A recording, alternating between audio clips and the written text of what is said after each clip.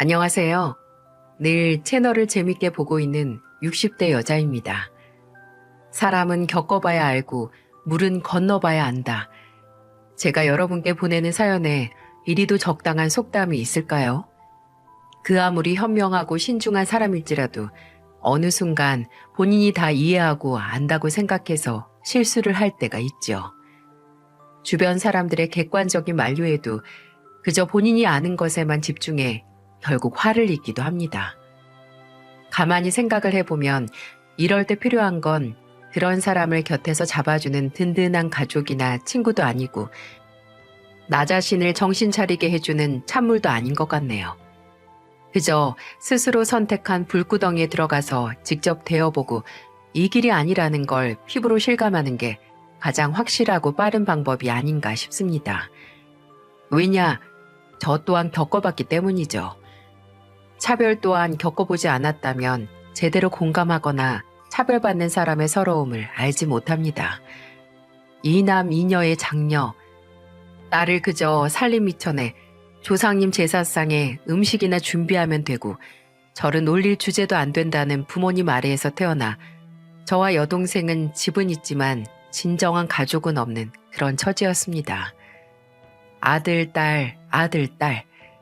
부모님은 제가 태어났을 때 셋째는 아들 태어나기 전에 액땜으로 태어나내고 넷째인 여동생이 태어나고 나서 또 액땜이라고 다섯째는 아들일 거라고 하다가 살림이 여유롭지 않아서 문 닫고 나가내로는 아들보다 딸이 낫다라고 하셨죠. 오빠 남동생이 하루 세 끼 중 한 끼라도 거르거나 입고 있는 옷에 주름이 가 있으면 천인 공노한 일이었지만 저나 여동생이 세 끼 중 세 끼 다 걸러도 아무 일도 일어나지 않았어요. 오히려 배가 고파 힘이 없어 마당 청소를 게으르게 했거나 밥을 못하면 바로 매타작이 시작되긴 했네요. 저나 여동생이 부모님께 호되게 혼나는 걸 보고도 오빠나 남동생은 모릅니다. 지들이 누리는 호사가 대체 누구의 희생으로 만들어진 건지 말이죠. 오빠는 재수 삼술해서라도 대학에 보내줬으면서 저는 성적이 되고 학교 선생님들까지 꼭 대학 갔으면 좋겠다 추천을 해도 제 대학 보내서 뭐하냐, 고등학교만 보내줘도 지주제 넘칠 대로 해준 거지 라는 소리만 하던 저희 부모님. 성인 되자마자 기숙사 딸린 공장으로 취직을 갔습니다. 일주일에 6일을 죽어라 일만 해도 차라리 나를 봐주지도 않는 부모님 곁에 있는 것보단 낫다고 생각했어요. 딱 하나, 집 떠나는 제 발길을 잡는 건 저 떠나냐고 혼자 남아 동병상련 마음조차 위로해 줄 사람 없는 여동생뿐이었죠. 서울집 떠나 그 당시 인천에 있는 공장에 들어가기 전날 제 여동생은 옆에 누운 제 손을 꼭 잡고 말했습니다. 나 학교만 졸업하면 꼭 언니 있는 곳으로 갈 테니까 우리 둘이서 살자. 엄마나 아버지나 우리 못 살게 하는 사람들 없는 데서 둘이서. 그렇게 3년 뒤에 정말 제 동생은 인천으로 와서 의류 수성 공장에 취직을 했어요. 거기서 기술도 배우고 돈도 벌면서 저와 함께 단둘이서 살 집을 구하기 위해 돈을 모았습니다. 오빠나 남동생이 분에 넘치는 대학 들어가 겨우 졸업하거나 중퇴해서 군대 갔을 때 저와 여동생은 서울에 둘이 살 방 하나짜리 집을 구할 수 있었습니다. 동생이 일하던 곳 사장님의 소개로 가죽 공방에 취직을 할 수 있게 됐는데 거기가 일이 조금 더 고되지만 더 적게 일하고 월급도 많이 준다고 해서 바로 서울로 간 거죠. 저는 공장을 나와서 여동생과 함께 생활하며 새로운 직장을 알아봤고 얼마 지나지 않아 작은 건축 사무실 잡일하는 보조 사무원으로 취직을 할 수 있었어요. 말이 좋아 사무원이지 사무실 자료 정리하고 손님 오면 커피 타고 인력 사무실에서 소개로 온 인부를 안내하고 연락하고 정말 잡일이었어요. 그래도 손이 부르트고 손가락 뼈 빠지게 일하면서 돈 벌진 않아서 좋았네요. 그렇게 동생과 저는 스스로 아둥바둥 자리를 잡아가고 있었는데 그때 오빠와 남동생은 사업한다, 땅 산다, 부모님 재산을 말아먹고 있었습니다. 차라리 평생 안 보고 살았으면 속도 복잡하지 않았을 텐데 아쉬울 때만 만만한 자식 찾는 거죠. 아버지가 병 안으로 들어 누웠을 때 찾았던 건 그렇게 받들어 모셔 키운 아들들이 아니라 딸들이었어요. 차마 모른 척하지 못하고 부모님을 찾아갔을 때 사람 한이라는 게 지독한 것 같다가도 참 간단한 말로 손쉽게 풀리는 거였네요. 아버지 입에서 저와 동생에게 미안하다라는 말을 들었을 때 화도 나고 속도 많이 상했어요. 이렇게 다 늙어서 죽어갈 때 사과할 거면 진작 해주지. 그 말이 그렇게 어려워서 죽어가기 전에 하나 알아서 용서하라고? 그 말 하나가 뭔지 평생 부모님에게 받은 홀대와 차별의 아픔이 살짝 사그러들다가도 오히려 기름을 붓는 것 같기도 했어요. 그런 복잡한 마음으로 받을 거 다 받고 모른 척하는 오빠 남동생 대신 아버지 장례 치르고 혼자 남은 어머니를 대면대면하게 종종 찾아뵀었어요. 근데 반년도 안 돼서 시름시름 앓다가 어머니도 아버지를 따라갔고 어머니 장례까지 미운 오리인 저와 동생이 치렀네요. 이제 몸속에 남은 아픔과 분통을 풀 대상도 이 세상 사람이 아니었습니다. 내뱉을 수 없는 어린 시절의 상처는 그저 삼켜서 몸 안에서 사라지게 만들 수밖에 없었어요. 그저 잊고 내 인생 잘 사는 게 저나 동생에게도 가장 필요한 일이었어요. 새롭게 자리 잡는 곳에서 누구보다 열심히 일했고 또 그곳에서 제 남편도 만나게 됐네요. 남편은 저희 사무실에 소속된 인부들 중 하나였습니다. 멀끔하게 젊은 사람이 목소리도 제일 크고 늘 생글생글하게 웃으면서 사무실 사람들한테도 인사를 잘해서 사람 참 괜찮다라고 생각을 했어요. 그리고 그 뒤에는 뻔한 이야기입니다. 그 사무실에서도 제가 가장 젊은 사람이었고 인부들 중에서 가장 젊은 사람과 제가 눈이 맞아서 커피 한잔 하다가 자연스럽게 연인이 된 거죠. 남편은 3남 1녀의 셋째로 아들이었음에도 저희 집처럼 뭐 귀한 아들이라서 있는 지원 없는 지원 받으면서 자란 사람이 아니었어요. 장남에게도 제대로 투자를 못할 만큼 형편이 넉넉지 못한 집안이라서 장남은 고등학교도 다니다 말고 일을 시작했고 그 뒤로 동생들도 학교만 졸업하면 바로 집 밥벌이를 해야 했죠. 하지만 남편은 그런 상황에서도 몸 굴리면서 돈 벌 수 있게 튼튼하게 태어나서 다행이라고 이를 보이며 활짝 웃는 사람이었어요. 애초에 크게 팔자 필 생각도 없이 참을 만큼 고되고 근근히 숨통 트이는 삶에 저런 사람과 함께라면 힘든 일도 훌훌 털고 살 수 있겠다 싶더라고요. 그렇게 1년 조금 안 되게 만났나요? 제가 결혼을 한 게 25이었으니까요. 결혼해서 바로 아들이 생겼고 3년 지나 딸이 태어났습니다. 이번 달을 무사히 보내면 다음 달은 조금 더 아껴야겠다 싶게 넉넉지 못한 형편이었어도 저도 남편도 차라리 우리 굶으면 되지 자식에게만은 해줄 수 있는 대로 해주고 싶었기에 애들 키우는 데는 아끼지 않았어요. 지금도 생각이 나는 게 월급날이면 늘 남편이 손에 사들고 있는 게 있었어요.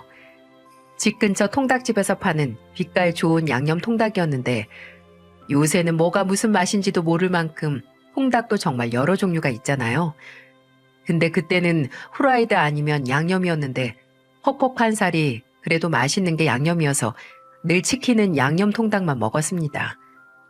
종이 박스 풀고 그 안에 호일을 조금 떼 찢어서 닭다리 하나씩 잡고 먹기 좋게 다리 부분 호일로 감아 아들과 딸한테 하나씩 쥐어주고 저랑 남편은 날개 하나씩 잡고 먹었어요.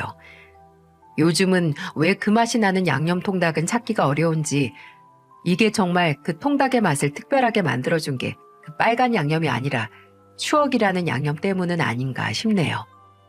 그렇게 소소한 행복 속에서 온 가족이 별탈 없이 살았는데 딱 하나 애들이 어렸을 때부터 제 마음을 불안하게 했던 건 바로 남편의 담배 피우는 습관 때문이었어요.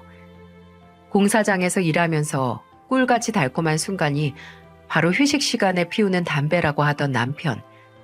안 그래도 공사장 먼지바람 다 마셔가면서 일하는 사람이 어쩌려고 담배까지 피워서 본인 폐를 그렇게 혹사시키냐고.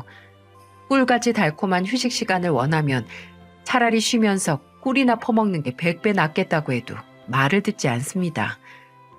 아내가 열변을 토하는 소리를 그냥 허허 하면서 웃어넘기죠. 정말 다른 걸로는 제 속을 끓이지 않는 좋은 남편이고 애들에게는 한없이 다정한 아빠였는데 그 담배만큼은 죽어도 포기를 못하더군요. 집에 냄새나고 애들까지 간접 흡연한다고 한겨울에 내쫓으면 조용히 나가서 손과 코가 빨갛게 얼어도 담배를 피우고 들어오는 사람이었기에 저도 나중에는 두 손 두 발 들고 잔소리도 할 힘도 나지 않았어요. 근데 제 목에서 피가 나오더라도 더 잔소리를 했었어야 하나 봐요.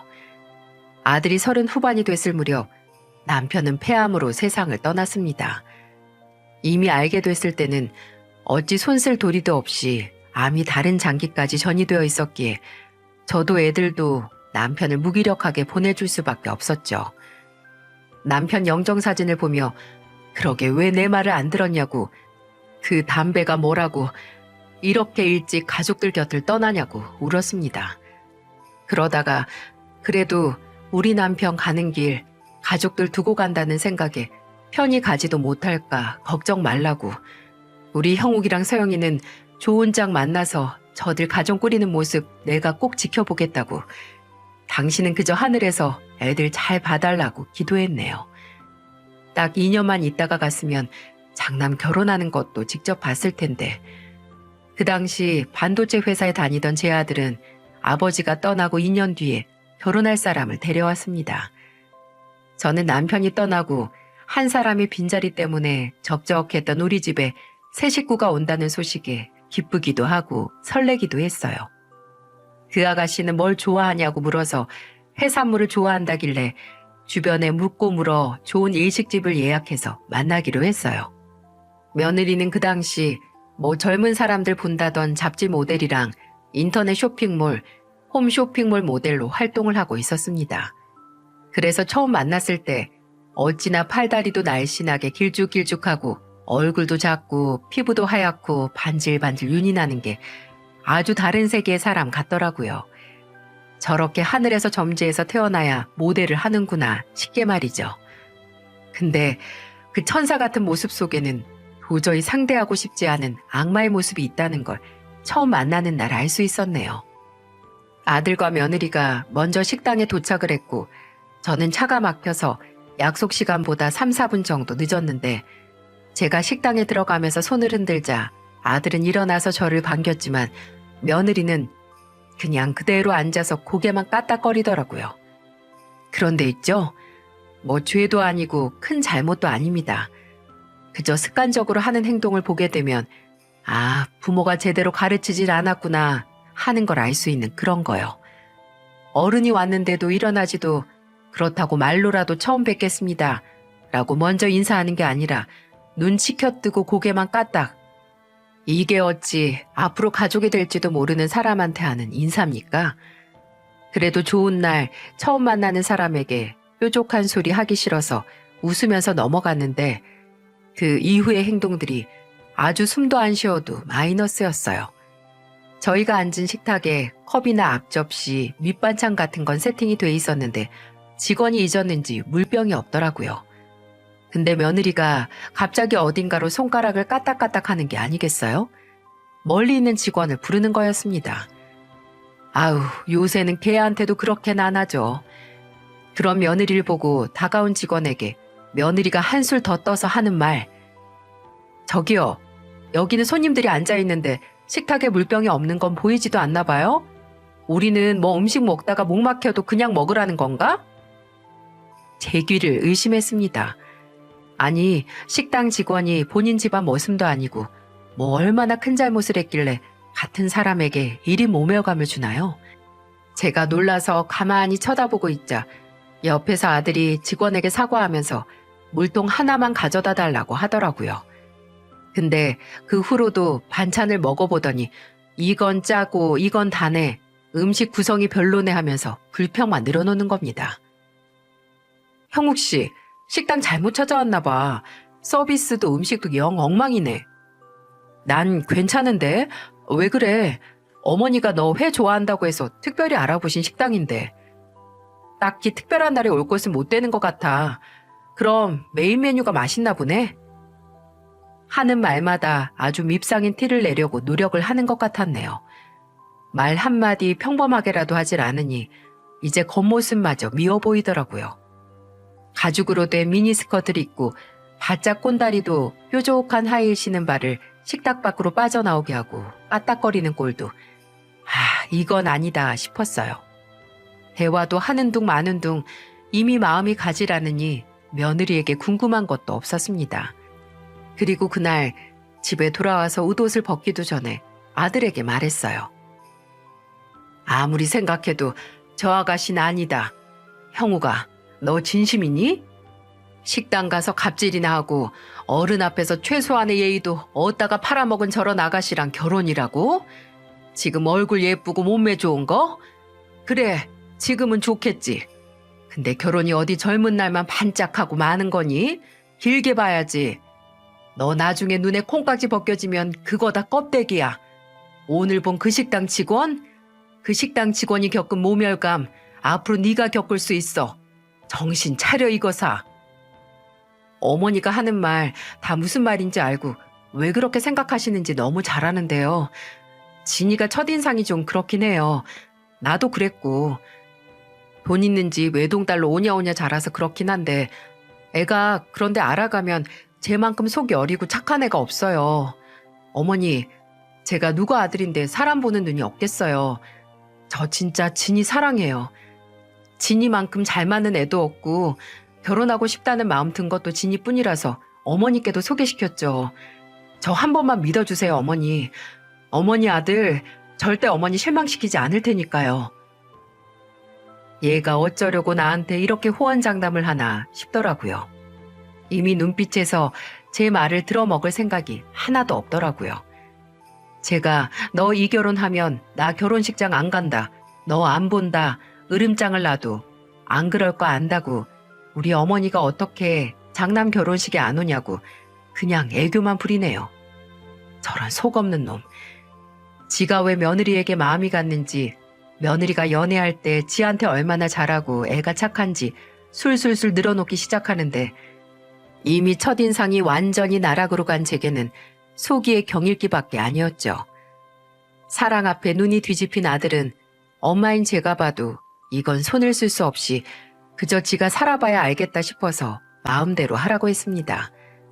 저는 저대로 알아서 적당히 가족 역할, 시어머니 노릇할 테니 알아서 하라고요.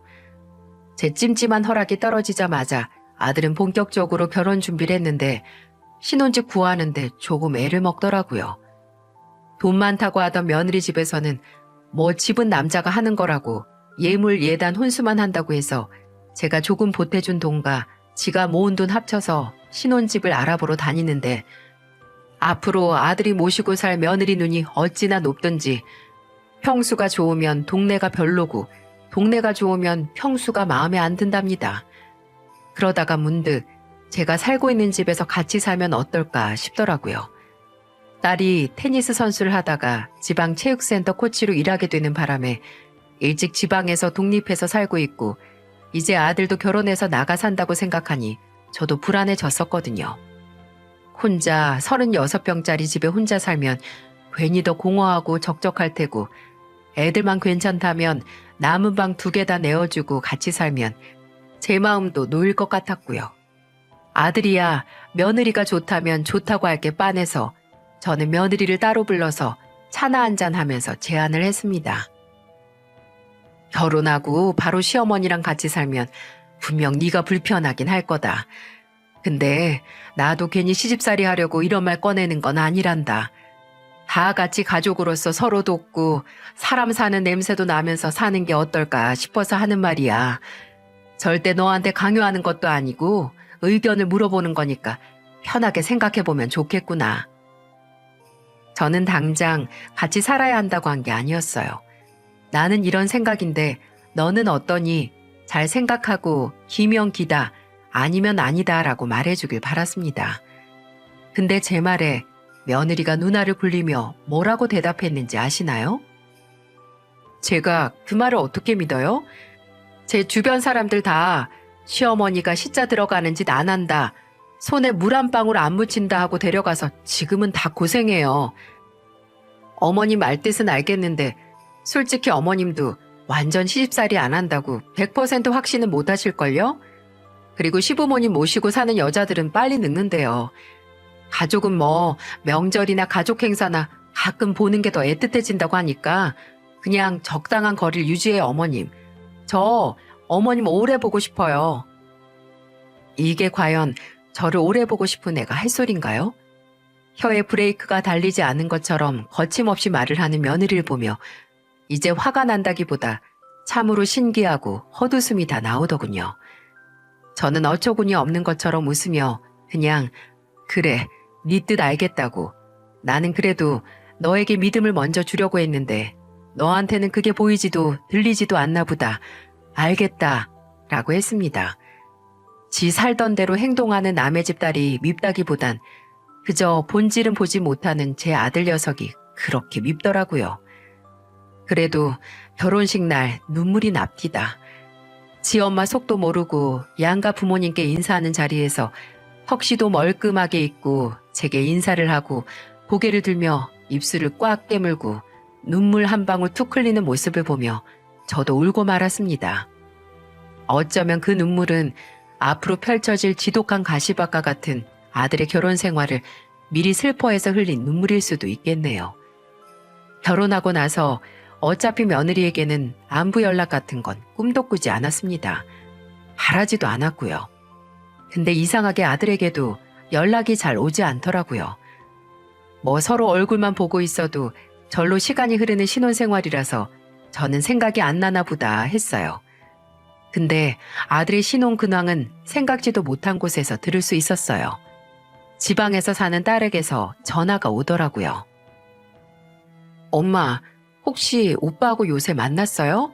오빠가 엄마한테 별말 안 해? 무슨 말? 아주 새색시만 봐도 좋은지 이 엄만 잊었나 보다. 아휴, 그래. 엄마한테는 말 못했겠지. 엄마, 오빠가 요새 죽으려고 그래. 매일 나한테 전화해서 한탄하는데 귀찮아 죽겠어요.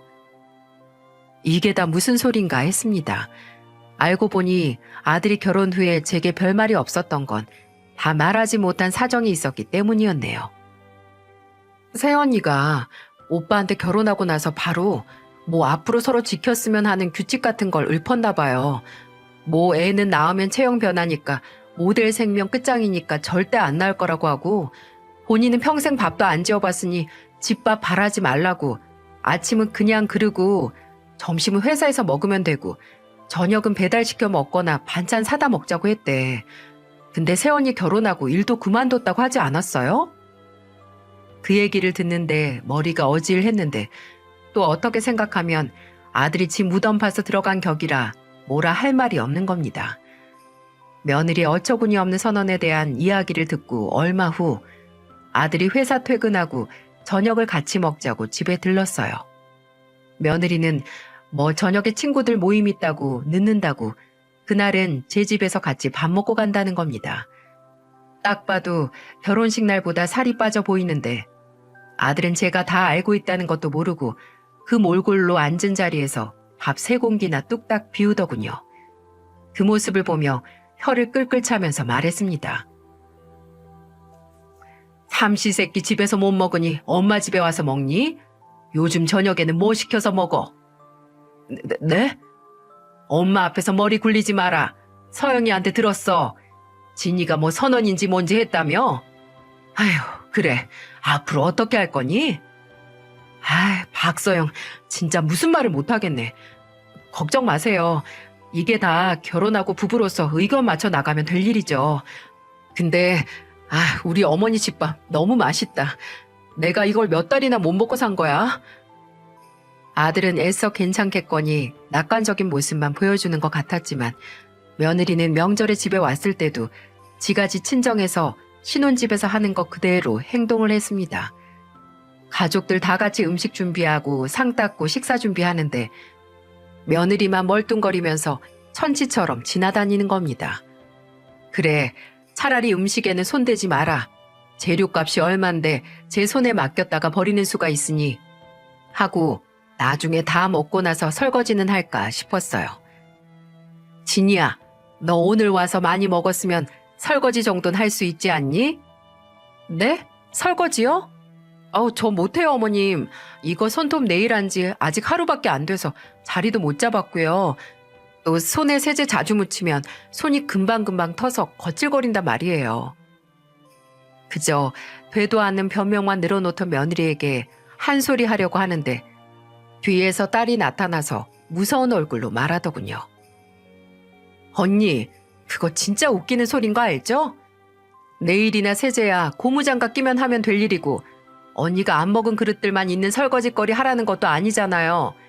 오늘 다 같이 청소하고 다 같이 음식 준비했는데 언니 뭐 했어요? 이렇게 밥만 떨렁 먹고 본인이 먹은 음식 설거지도 안 하고 가려고 했어요? 진심으로? 얘가 운동도 하고 체육 코치라서 그런지 단호하게 말하니까 엄마인 저도 무섭더라고요. 이글이글한 눈으로 마치 본인 학생 다그치듯이 며느리를 휘어잡는데 이럴 수가. 그리 꼿꼿하던 며느리가 제 딸이 무섭게 다그치니까 말을 듣더라고요. 입은 대빨 나오긴 했는데 민그적거리면서 고무장갑을 끼더니 느릿느릿 설거지를 하기 시작했어요. 그때 알았죠. 며느리는 전형적으로 강한 자에겐 약하고 약한 자에겐 강한 강약 약강의 인간이라는 것을요. 제가 며느리에게 단단히 만만한 시어머니로 찍히긴 했나 봅니다. 그리 제가 무슨 말을 하면 어깨나 으쓱거리고 해괴한 변명이나 하면서 빠져나가는 걸 보면 말이죠. 아들을 이 아이와 결혼시킨 걸 제외하고 제가 단 한 가지 후회하는 게 있다면 처음 만났던 그 식당에서 저를 보고도 일어나서 인사하지 않는 며느리를 봤을 때 그냥 지나가야 했던 게 아니라 당장 머리를 후려쳐서라도 일어나서 제대로 인사를 하게 만들어야 했어요. 그랬다면 며느리가 고분고분 말을 듣는 건 제 딸이 아니라 제가 됐었겠죠. 하지만 아무리 괴로워도 같이 사는 사람보다 괴롭겠어요. 아들은 종종 며느리가 속을 긁을 때마다 제게 전화를 하거나 찾아와서 한탄을 했는데 그 내용이 참 가관이었어요. 결혼 후 하던 일을 그만둔 거나 다름없는 며느리는 딱 두 장소만 왔다 갔다 했다고 해요. 거실 소파와 백화점. 집에 있을 때는 거실 소파에 누워서 일어나질 않았고 집에 없으면 100% 백화점에 가서 옷이니 가방이니 신발이니 바리바리 사서 집에 왔다고 합니다. 그 돈 다 어디서 났냐고 하면 며느리는 웃으면서 아들에게 말했다고 해요. 나 아직 우리 아빠 카드 쓰고 있어. 내가 그래도 당신 배려해서 아직 아빠 카드 쓰는 거니까 고맙게 생각해. 그래도 결혼했는데 계속 아빠한테 의지할 순 없고 앞으로 몇 달 내로 당신 카드 쓸 테니까 내일 소비 패턴 잘 보고 준비 잘해. 사돈 어른 돈을 펑펑 쓰며 나중에 아들의 돈을 펑펑 쓰겠다고 예고하는 며느리. 아들은 무슨 일을 하는 것도 아니고 그렇다고 집에서도 손 하나 까딱 안 하는 며느리를 보면서 괴로워했고 저는 안타깝지만 정말 솔직히 하고 싶었던 말을 속으로 꾹 참았네요. 엄마가 뭐라고 했니? 길게 보고 결혼할 상대 찾으라고 했지? 라고 말이죠. 그래도 아들도 마냥 속 없는 놈은 아닌지 며느리에게 절대 경제권은 뺏기지 않으려고 하더라고요. 아들은 며느리에게 네가 정말 가족으로서 내 아내로서 돈 관리를 우리를 위해서 하고 또 집에 있으면서 가족 구성원으로서 제 몫을 해낸다면 그때 경제권을 공유할 거라고 했다고 해요. 그리고 정말 최소한의 생활비만 줬다는데 뭐 믿는 구석이 있는 며느리는 오히려 지아버지 카드를 흔들며 아들을 비웃었다고 하네요. 하지만 그것도 오래가지 못했습니다. 안타깝지만 코로나 시국으로 인해 사돈댁 사업이 점점 기울기 시작했다는 거죠. 끝내 며느리에게 줬던 카드값도 연체돼서 그렇게 믿던 사돈어른 카드를 쓰지 못하게 되자 며느리는 바로 태세 전환을 했다고 하네요. 아들에게 연락이 왔는데 뭐 요새 며느리가 달라졌다나 뭐라나. 어머니, 저 오늘 출근할 때 그 사람한테 처음으로 아침밥 얻어먹었어요. 믿어지세요? 며느리는 이제 돈 나올 구멍이 사라지자 지푸라기 잡는 것처럼 아들을 잡은 겁니다. 카드값이 한 달에 7,800이 나오는데 넙죽 엎드릴 만도 했죠. 지 살기를 만드는 건지 아니면 정말 후회를 하는 건지 며느리는 아들에게 전에 없던 살가운 모습을 보이고 절대 하지 않겠다던 임신 계획도 만들려고 한다고 아들은 씁쓸한 목소리로 말했습니다. 하지만 이내 과정이 어쨌든 며느리가 좋은 모습으로 달라지려는 모습을 보인다니 일단 두고 보겠다고 하더라고요. 두고만 봤지 아직 며느리에 대한 믿음이 돌아오지 않은 아들이 그렇게 호락호락하게 넘어오질 않으니 며느리는 또 다른 방법을 강구해내더라고요. 바로 다시 일을 하겠다고 나왔다는 겁니다. 아들이 출근하는 시간에 갑자기 며느리도 나갈 준비를 해서 물어보니까 며느리는 아주 당당한 목소리로 그랬대요. 나 취업했어. 친구가 소개시켜 준 곳인데 네트워크 마케팅 하는 곳인데 내 자리 있다고 오늘부터 나오라고 했어. 아들은 걱정을 하더라고요. 경력이라고 모델 일 하나밖에 없는데 30 중반에 다른 재주 하나 없이 첫 취업이 이렇게 쉽게 될 일이 없다고 제게 말했죠. 저도 아들의 말을 듣고 얘가 사기를 당하는 거 아닌가 했는데 아휴 말이 씨가 된다고. 석 달도 지나지 않아서 며느리가 친구 따라 간 곳은 강남이 아니라 다단계 피라미드 회사였던 거예요. 하루아침 새 회사가 사무실을 빼고 날랐다고 울며불며 며느리에게 전화가 왔다고 합니다. 알고 보니 며느리 같은 사람들을 월 1000이라는 허무맹랑한 말로 속여 데려간 다음 취직한 후에 회사 활동비로 쓸 투자금을 내놓으라고 하고 또 고객에게 앞으로 팔 물건까지 직원들에게 강매시키고 돈이 좀 모이면 야반도주 해버리는 그런 곳이었던 거죠. 아휴, 속인 놈들이 나쁜 놈인 건 맞지만 아니 아무리 세상살이 모르고 사회생활 안 해봤다고 해도 남의 돈을 아무 대가 없이 거액을 순순히 앉아서 벌 줄 알았나요? 제 속도 터지고 아들 속도 터지고 며느리의 눈물샘 또한 터졌습니다. 저는 당장이라도 아들이 그 한심한 꼴을 보고 갈라설 줄 알았어요. 근데 아들은 제게 그날 며느리가 사기당해서 강매한 뭐에 쓰는지도 모르는 물건들 집에 쌓아두고 아이처럼 울면서 본인에게 용서를 비는 모습을 보고 차마 헤어지자고 말을 못했다고 하네요. 충격적인 사건을 겪어서 정말 사람이 새로운 마음을 먹은 건지 며느리는 활동비라고 대출받아서 낸 그 빚을 갚기 위해 집에 쌓인 이상한 물건들도 인터넷 중고 사이트에 내놓으며 어떻게든 본인의 과오를 해결하려고 하더라고요. 그렇게 아둥바둥하는 모습을 보고 아들의 마음이 굳혀졌나 봅니다.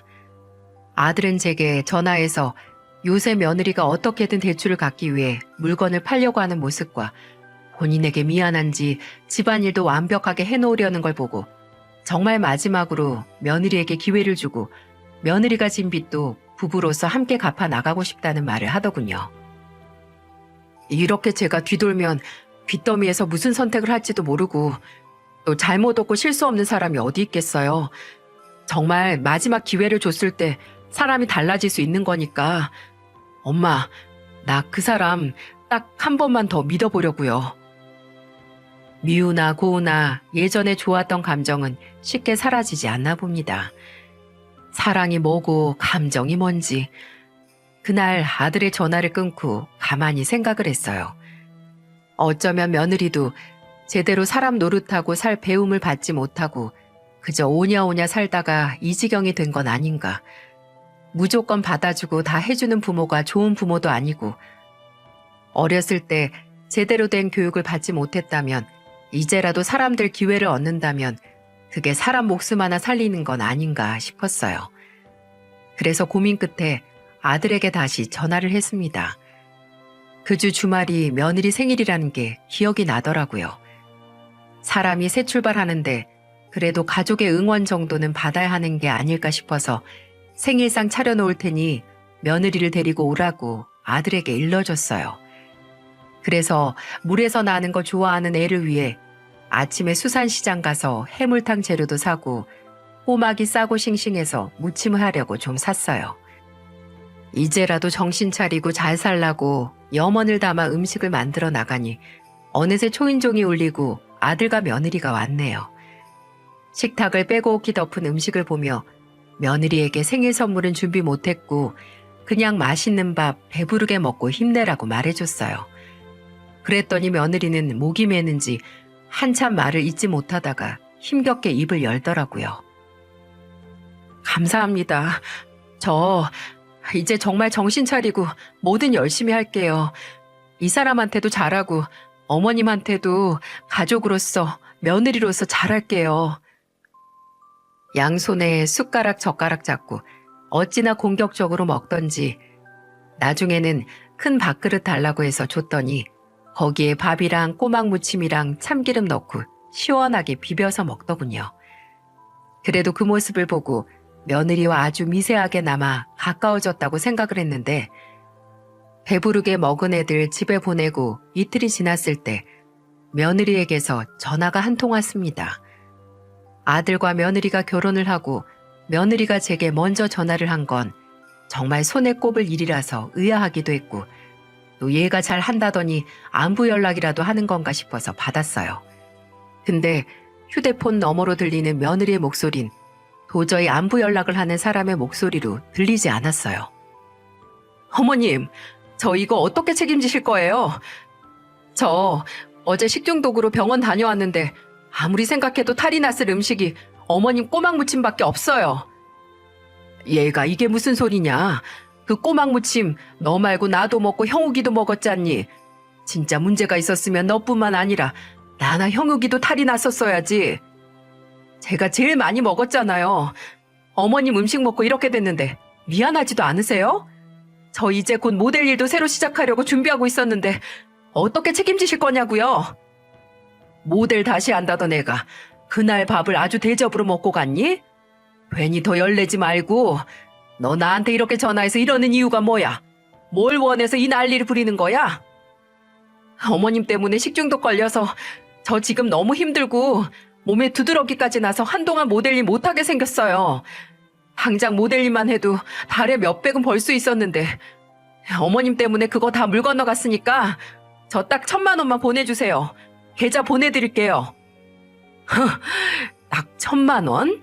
네가 정말 미쳤구나. 원래 애가 이상한 건 알고 있었는데 더 이상해질 줄은 몰랐다. 사기꾼들한테 한번 당해보니 이제 너도 사기꾼으로 살려고 하니? 너는 참 별 방법이 없는 애다. 왜 그러세요? 원래 식당도 손님이 식당 음식 먹고 탈라면 다 배상해줘요. 어머님도 어머님이 하신 음식에 대해서 책임을 지셔야죠. 그냥 며느리한테 미안해서 위로금 겸 합의금 준다고 생각하고 깔끔하게 보내세요. 예, 네가 더러운 짓을 하는데 내가 왜 깔끔하게 보냈니? 일 없다. 정 한 푼이라도 나한테 뜯어내고 싶으면 내가 만든 꼬막 무침 먹고 탈났다는 거 증명해서 소송이라도 하든가. 그렇게 전화를 끊고도 한참을 머리가 부글부글 끓더라고요. 그래서 아들에게 전화를 했습니다. 퇴근하고 바로 집으로 오라고요. 그리고 집에 온 아들에게 그날 있었던 어처구니 없는 며느리의 행각을 말했고 아들도 저만큼 황당해하고 속이 끓는 것처럼 보였습니다. 그리고 아들 입에서 나온 말은 저를 더 분노하게 했죠. 걔 식중독 걸린 건 맞는데 어머니 댁 가서 먹고 간 음식 때문이 아니라 다음날 지 친구랑 먹은 것 때문에 그런 거예요. 아들에게 들어보니 며느리가 식중독에 걸린 건 진짜였어요. 밤에 몸에 두드러기가 나고 복통을 일으킨 며느리를 데리고 응급실에 갔는데 정말 식중독 진단을 받았고 수액을 맞기 위해 기다리고 있다가 아들이 잠깐 접수처에 갔다고 해요.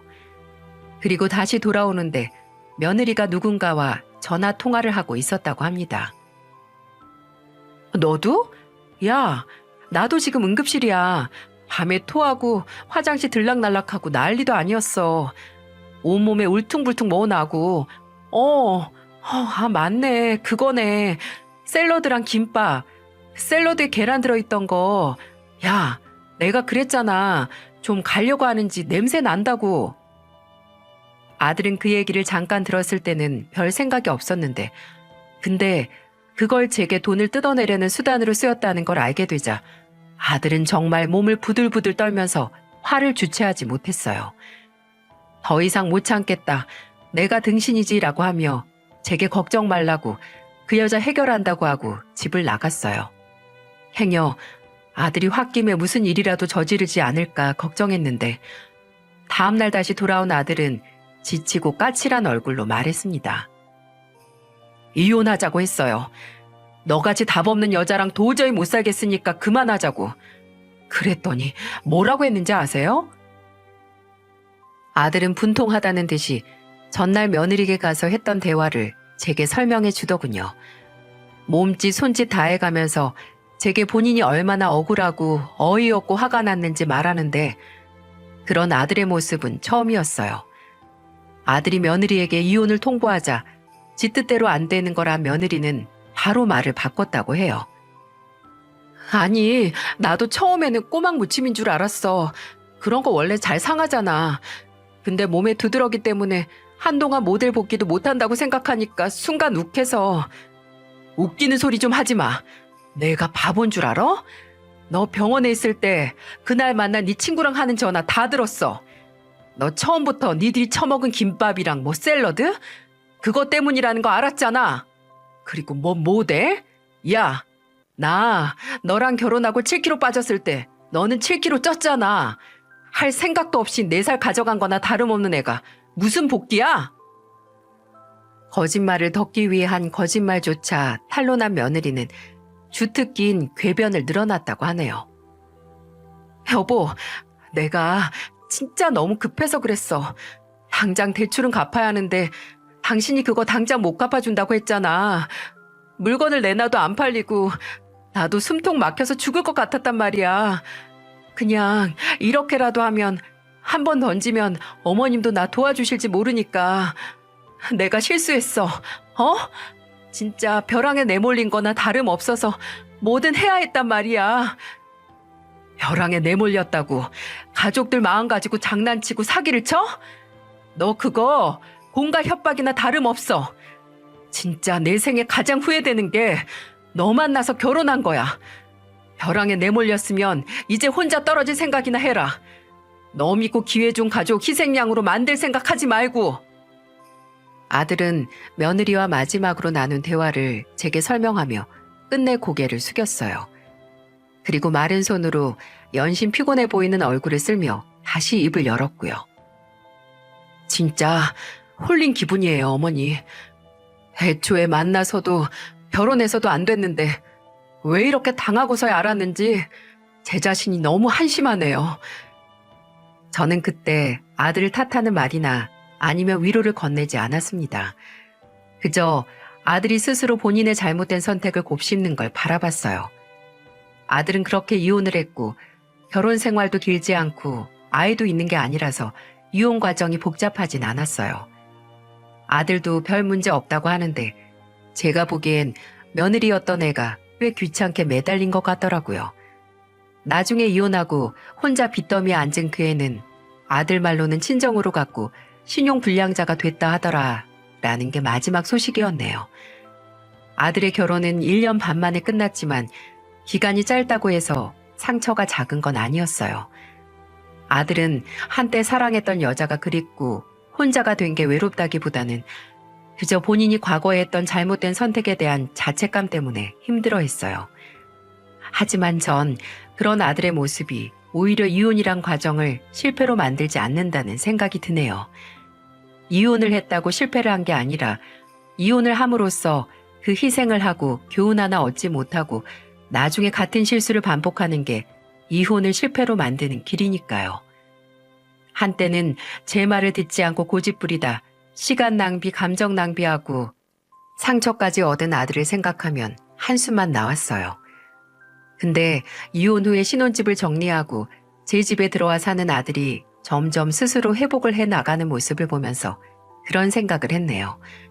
고지곧대로 부모 말대로 길을 가느니 차라리 잘못된 길에 들어갔다가 아닌 걸 스스로 깨우치고 나와서 나중에 아들이 다시 누군가를 만나고 결혼을 한다고 했을 때 그때는 더는 잘못된 길로 들어가지 않는 연습이 되었으면 합니다.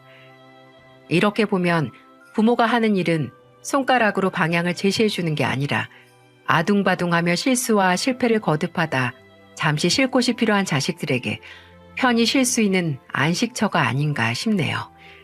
지금 제가 그 안식처의 역할을 하고 있기에 앞으로 아들이 인간으로서 더 성장해서 후회 없는 삶을 살길 바랍니다.